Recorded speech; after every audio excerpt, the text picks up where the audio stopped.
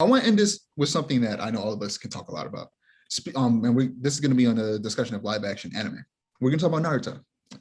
What if it had a live action? So I know everyone here has seen Naruto. I don't know if you've seen all of it though, Brianna. I've seen most of it, yeah. Okay. Good chunk. 10 minutes again. Okay, we have to try to do some 10 minutes. Yeah, Naruto's great. So how far? Because I don't want to get into spoilers. I watched a couple of the movies, all the way up into Shippuden. Actually, I think more after that, and then I watched a bit of Boruto. Okay.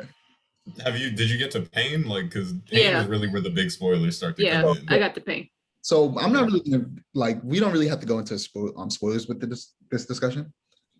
But last podcast we talked about live action anime and how they could learn from aspects of the original story that kind of got lost as it went on. Like with Dragon Ball Z, it eventually became Goku fighting gods in space. Yeah, basically. But the basis of Dragon Ball originally was martial arts.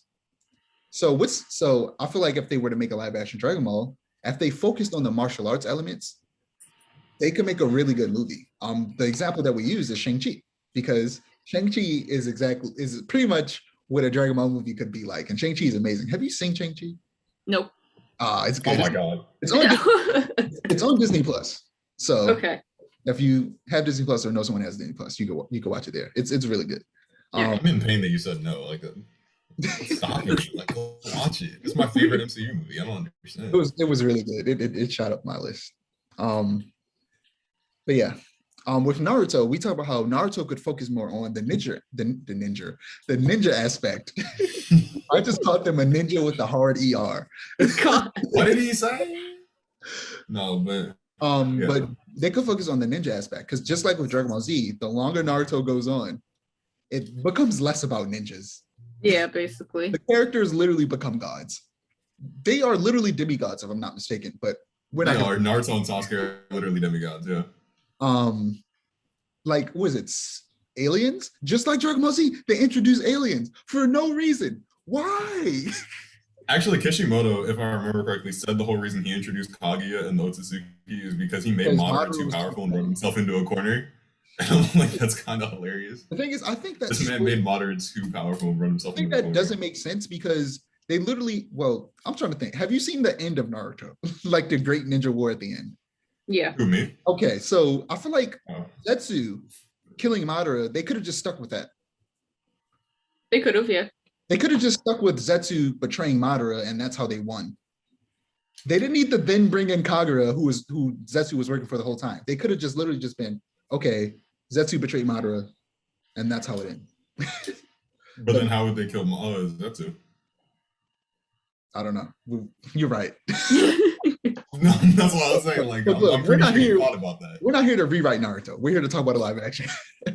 I feel like they could lean into the ninja aspect. And also something I feel like they kind of touch on, but never go far enough with, is the fact that they are literally child soldiers. And they are forcing these children from a young age to train to become a ninja and go and fight wars.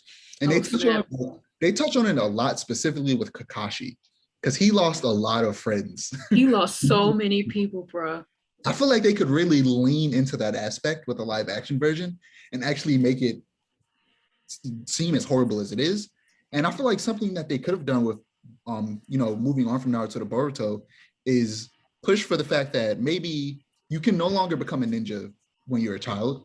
You have to like become 18 and then have to enlist like the army, rather than being trained when you're a kid to become a ninja.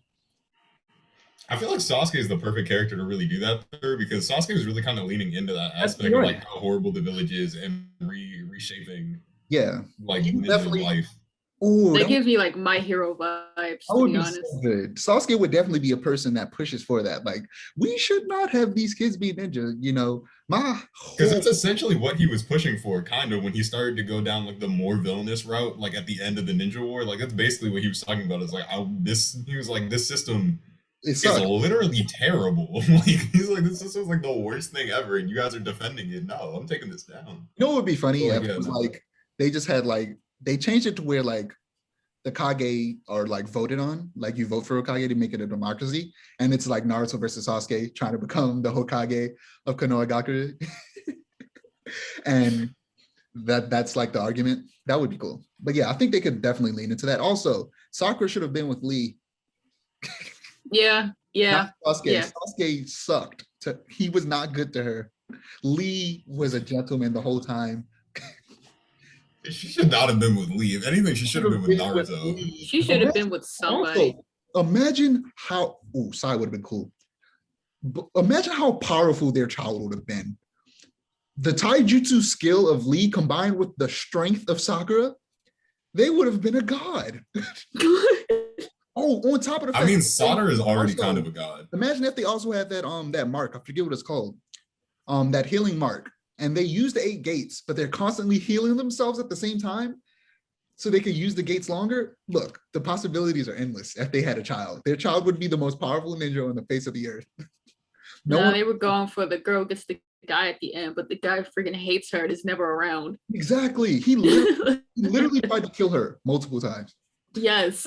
Left her in the dust. He's barely there for his child now. Like he's trying, but no. To be fair to Sasuke, the whole reason he's not there for Sakura is not his. That has nothing to do with him. That has everything to do with Naruto.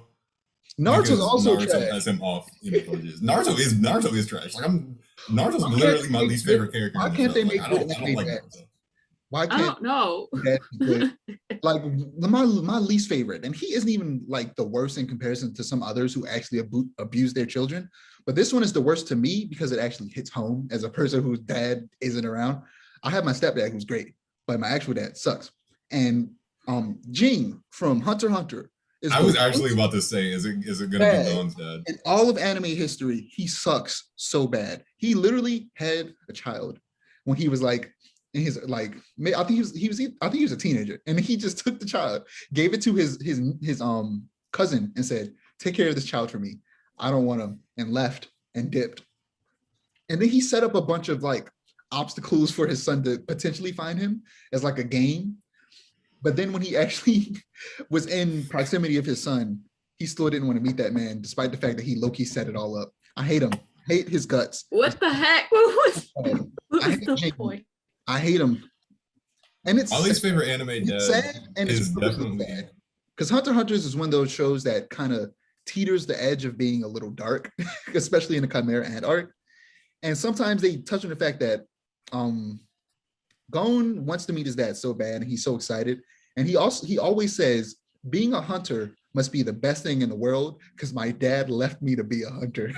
No! It's so sad. It sucks. I hate it so much.